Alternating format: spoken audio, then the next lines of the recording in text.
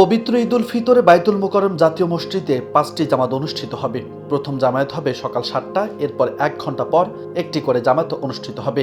তবে শেষ জামাত অনুষ্ঠিত হবে সকাল 11:15টায়। বুধবার ইসলামিক ফাউন্ডেশনের এক সংবাদ বিজ্ঞপ্তিতে এ তথ্য জানানো হয়েছে। ঈদের দিন সকাল 7টা, 8টা, 9টা, 10টা ও 10:45 বাইতুল মোকাররমে ঈদের জামায়াত অনুষ্ঠিত হবে। সকাল 7টায় প্রথম ঈদ জামায়াতে ইমামতি করবেন বাইতুল মোকাররমের পেশ ইমাম হাফেজ মুফতি মাওলানা মুহিবুল্লাহিল বাকি। মুকাব্বির থাকবেন বাইতুল মোকাররমের মুয়াজ্জিন হাফেজ মোহাম্মদ আতাউর রহমান। সকাল 8টায় দ্বিতীয় জামাতে ইমাম থাকবেন সিনিয়র পেশ ইমাম হাফেজ মুফতি মাওলানা মিজানুর রহমান। মুকাব্বির থাকবেন প্রধান খাদেম মোহাম্মদ নাসরুল্লাহ। সকাল 9টায় তৃতীয় জামাতে ইমাম থাকবেন ইসলামিক ফাউন্ডেশনের মুহাদ্দিস ডক্টর মাওলানা মুফতি ওয়ালিউর রহমান খান। মুকাব্বির থাকবেন খাদেম মোহাম্মদ আব্দুল হাদি।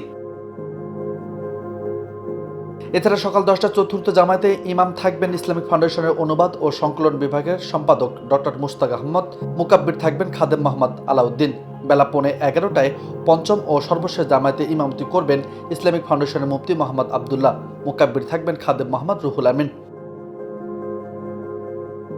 ঈদের এই জামায়াতে কোনো ইমাম অনুপস্থিত থাকলে বিকল্প ইমাম হিসেবে ইসলামিক ফাউন্ডেশনের উপপরিচালক মাওলানা মোহাম্মদ জাকির হোসেন দায়িত্ব পালন করবে বলে বিজ্ঞপ্তিতে জানানো হয়েছে।